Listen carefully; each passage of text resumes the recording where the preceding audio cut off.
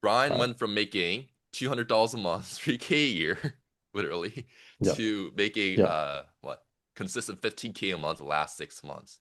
Dude, like Yeah. a lot of people make 15K in one month and they just say they're 15K a month closer, but you've been consistently Mhm. making it, so kudos to you. Like, I mean, when you first when you first met me, like Mhm. what was going on? Like what was your life looking like?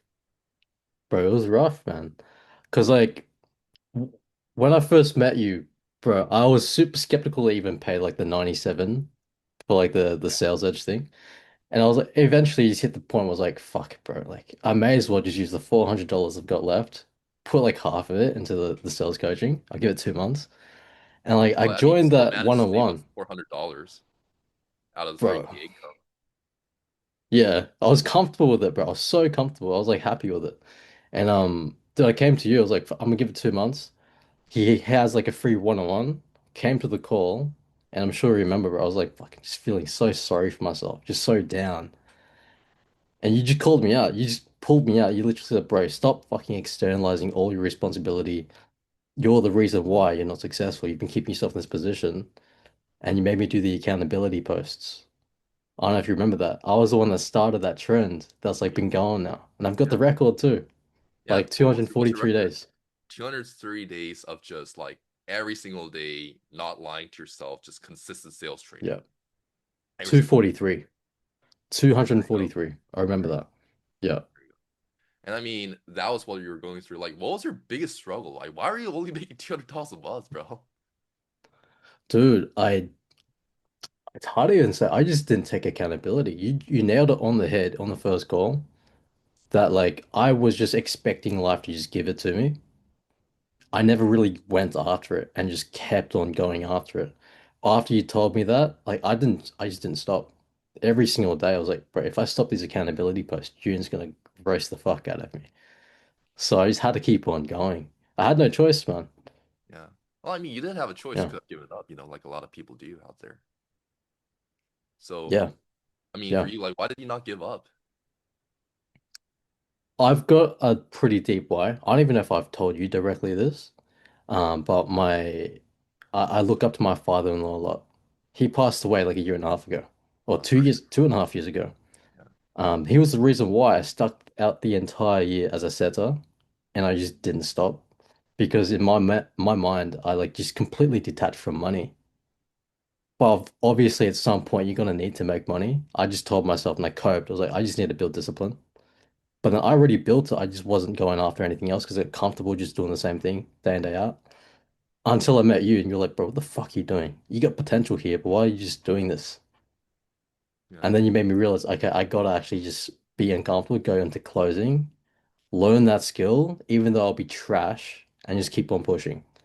At that point there, that's when I realized, like, yeah, holy fuck, I have just been complacent. Yeah. Dude, Even though I was telling myself the story, I wasn't. it's crazy because, like, I mean, my same driver was like my father passed away, so that's why I had to do something about it. But I think the first year I Mm, got totally demotivated with life, so I kind of feel you. Like, I was like, well, what am I studying? Back then, I was in high school, so what am I studying hard for? Like, I'm gonna die at one point anyways, like mhm. my dad did. So I kind of feel you. Yeah. But well, I mean, you did wake up, Now you're making consistent 50K a Mhm. month, which I believe that's like you cannot complain about. Like I see a better background now. Yeah. Now was back then you're like you're taking a call from like a freaking Dude, dungeon, bro. bro, it was rough, man. It I had was to use like I was using a bright yellow green screen or whatever to oh like block yeah, it all and I out. the very first thing I told you even was to hey bro, change your fucking background, change your Mm, background. Like it's even you kind of no disrespect, no disrespect to you. It kind of even looked like you were not even like what like even taking a shower. Even kind of seemed like that, you yeah. know. Yeah. Uh, I get that vibe, bro. I watched my old callback the other day and I was like, fuck, there's no way I used to be like that. well, I mean, it's just like what transformation does to you and what high standard does Mm, to you. Like, there's so many like sales trainers out there, and you kind of randomly reach out to me over Instagram. Like, why did you decide to, I guess, yeah. work with me? It was that the podcast that you and Brian had. Cause like, dude, you don't really ever see like just Asian guys doing really well in sales. I was just used to like, fucking all these other guys, white guys. And I saw the YouTube channel. I watched a few videos and like, oh shit, like they really switched on. And at that point, you guys only had like 300 subscribers or something. Yeah. So I credit myself a lot for this. I was like, man, I'm just gonna invest into June and Brian stock, and it worked out. It worked out, it worked out. I mean, Asians gotta Yeah. help each other. No, I help everyone. Let's not limit this limit this to Asians. Um, Yeah. Now what's happening in your sales calls recently?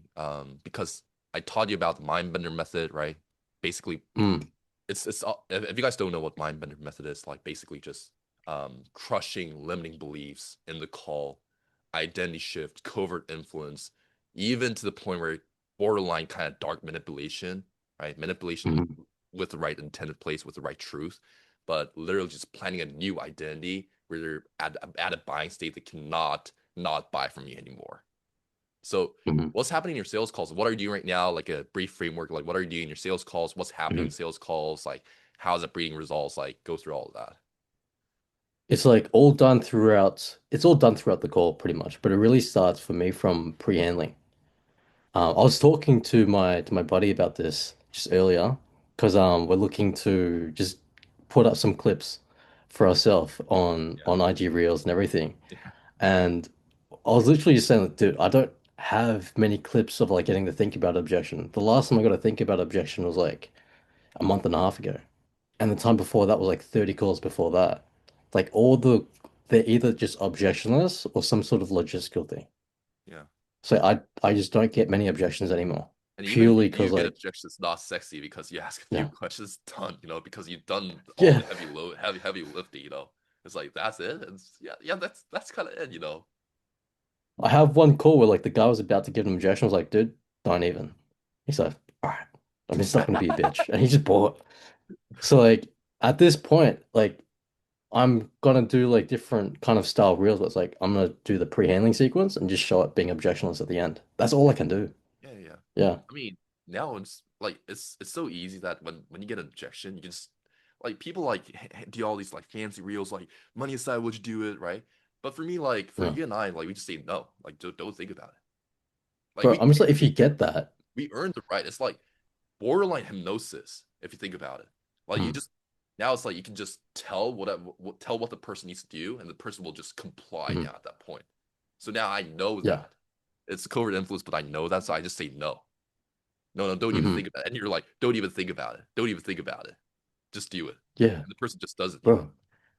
Because what can they do if you've done the discovery right? If you're getting that, like, I don't know if a lot of these are even real, but like if you're getting at the end of the call and it was supposedly like a 70K a month close, I'm like, bro, like, like what are you doing in the discovery? How are you missing that? Yeah.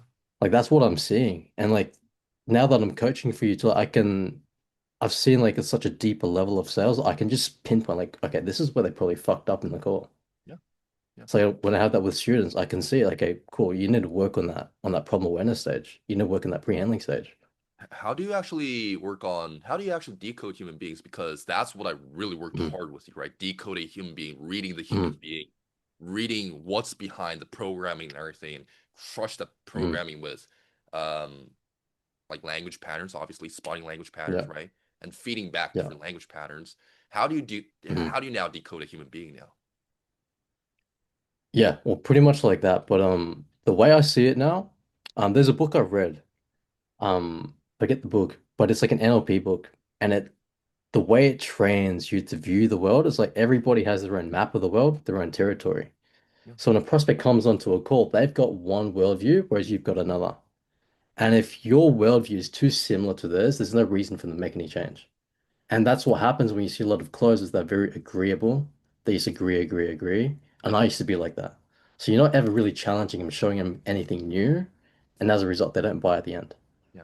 So like what you taught me was basically you have to be able to challenge. You have to spot out where their limitations are, have the right internal belief system within yourself to be able to challenge that congruently Yeah. and take them from their worldview to yours. Yeah. That's essentially how I go about it now. It's just understanding where to spot it Probably you didn't exactly and how understand to it when I shift it. told you that at the beginning, but now you No, I probably didn't.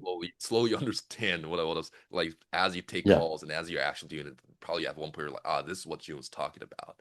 like having so Yeah. much of a strong belief system that they just get bought into at no other cost.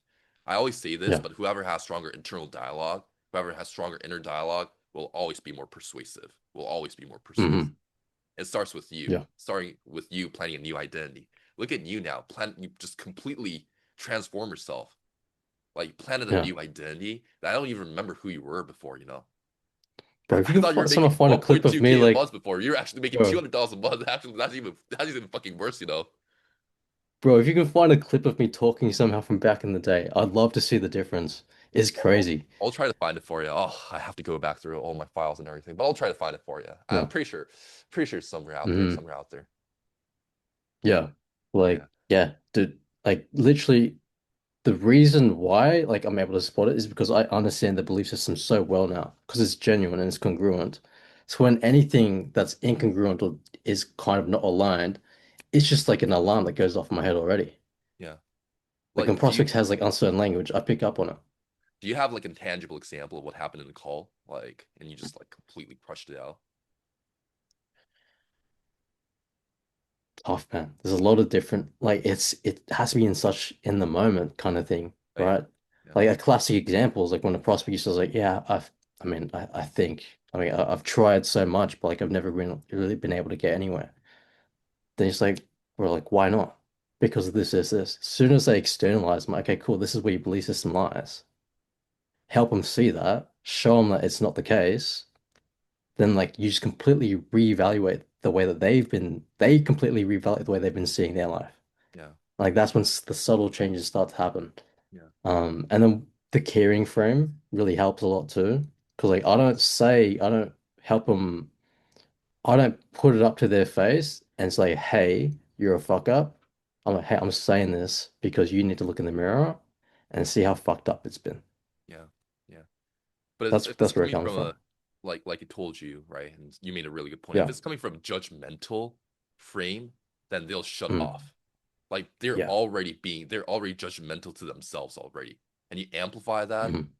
like no matter how good of word track you're doing, how sexy of a Mhm. words you're saying, it's not gonna land. But I always Yeah. taught you in terms of hey, like care for them, come from a caring perspective because two things. I Mm. mean, number one, everyone wants to be cared, everyone wants to be understood. But second of all, Yeah. you cannot care for someone if you're not an authority.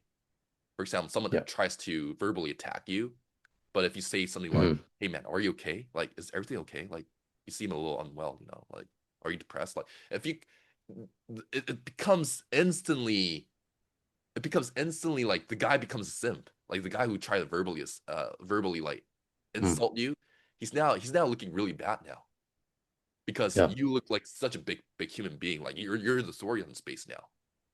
And once you understand the Hmm. carrying frame, like the authority frame, the carrying frame, and you actually spit some fire, right? And just like crush, like spot out language patterns, change your language patterns, plan new identity. It's like literally like covert influence, you know, deep down. Yeah. Like the moment they could be congruent to decisions that they just have to buy from you, or they hang up on you. Either way. I Mhm. don't have objection handling clips because people hang up on me in the worst case, you know, in the worst case. Yeah. So yeah, that's that. Well, There we I mean, go. life must be shit now, making 15K a month, you know? Bro, it's terrible, man. Yeah, I took what 30 calls last month three and I calls. made 16K. Oh Yeah. shit. So that's like 30 hours a month, literally, in like 50K. Yeah. Yeah, Bro, like, that's when I went part-time, right? To like transition to the agency. But yeah, yeah. Like dude, like that's why I just kept it like I weaned out the calls. I was like, I can be more efficient with my time now. I can actually go and enjoy my life more and yeah. still make 15K a month. There you go. It was cool. It's been cool. Yeah. And I wanna ask you is like because I remember you were talking about like your girlfriend, right? And your mother Hmm. back then. I still remember that. Like, is Yeah. that still your motivation? Like, or like, what are you doing for them right now? Yeah. Dude, we just came back from Singapore. So, dude, we spent so much money over there, but it was good, you know, like the first holiday I'd been on since I last spoke with you. Oh, really? Like the first time I spoke with you. That was like the first holiday we've been on.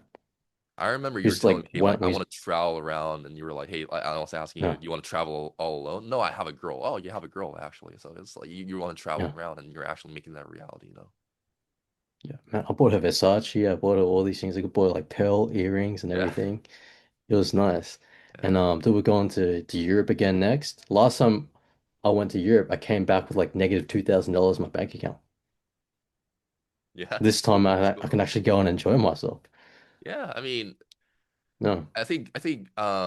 the great Grant Cardone said it right. Like people don't enjoy their vacations. Like before they go on a vacation, Mhm. they think about money. When they're in the vacation, they think about money. After the vacation, they think about money. You know, so it's not a Yeah. vacation. It's just like torture if you think about it. And one of the icks that I have is that the last day of the vacation, right? I was like me and Brian Choi. Yeah. We're in the lobby in an airport from Bali going back to Dubai, and we're like excited to go back to Dubai as our home. You know, every day feels like a vacation over here as I'm living here. But Mm. like we were I was eavesdropping to the guys next to us, sitting next to us, and they were saying they were Yeah. like 30-year-old dudes, and they were like saying, I wish I can stay here a little longer. I have to go to work tomorrow. Mhm. And it's like, wow, a complete different experience, you know. And for you, it's probably the Mm. same as well. It's like you were like coming from Singapore and everything. It's like, dude, I just can't wait to get locked in again. You know, that's really Yeah. just like work this agency thing. You know. Bro, that it's funny you mentioned that because it's crazy because I had to train myself to like stop being in sales mode when we're around like normal people. Because like all I hear is just limiting beliefs and everything like that. So I had to train myself to stop like going like reframing just like regular people on a day-to-day basis and just allow them to talk. But what's Like really happening otherwise, to you, I think it's like you're just yeah, able to now not only just in sales, but you're just able to read the human being, whether the person is mm, unsuccessful or successful. You're able to spot out their yeah, insecurities, really sniff out what's going on. Like literally, if you're aware of what's going on with a human being, covert influence, like even like yeah, you have the superpower to even manipulate the person if you want to, if you really yeah. want to. Yeah. And that's a crazy part. It's but it feels like I've been in this mode for so long that it's just normal.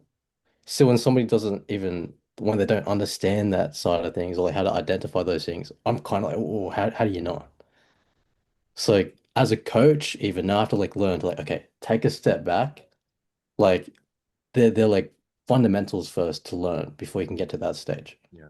I mean, right? what's Such as obvious like to you picking is up a not obvious to language. everyone now. Like Yeah, you've exactly come to the right. point where it's like, yeah, I get it now. So like teaching other people is another thing because now you have to take a step back again. Like you have to go back to Yeah, that student mode and how you actually yeah, go back to the process of how you actually learned it, you know.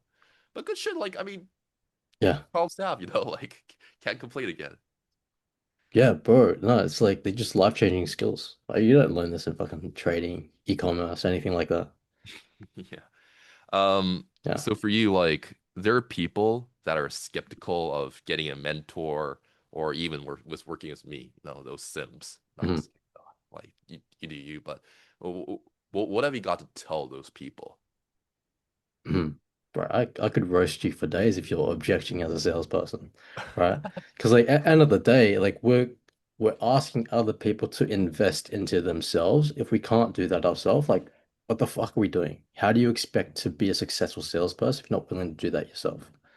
I don't remember the last time I gave an objection, right? Like at the end of the day, like you have to be congruent within you. Otherwise, if you're looking to get into sales, that's the first thing to realize is the way that you live your life on a daily basis reflects on the call.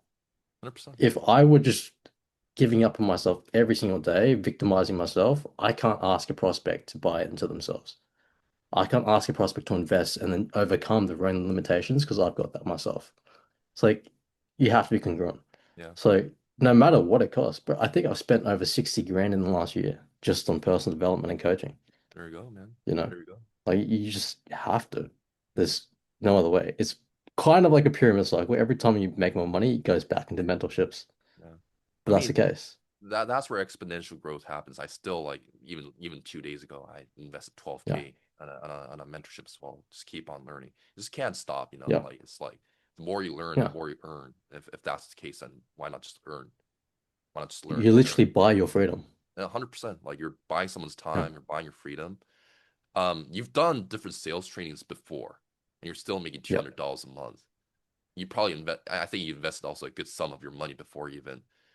Yeah. Um, what was different with what how I was doing things and the different sales trainings that you've done before? Hmm. Well, a very big, like a very, very clear one, dude, is like it's just you cared more, right? Like you cared a lot more than the others. I've been in group trainings, I've been in like even one-on-ones before. And it's like, cool, cool. Like, how'd you do this week? Okay, cool. What can I help with? Like, no one ever really sat down and was like, okay, cool. Like, what's like, and diagnosing the actual problem at hand. Like, you would go into my core recording, spot out what was wrong, fix that, right? Fix the problem at hand, not like the symptom. So, like, that in and of itself was different already. But then on top, dude, like, you were willing to call me out on my bullshit. You knew how to spot it.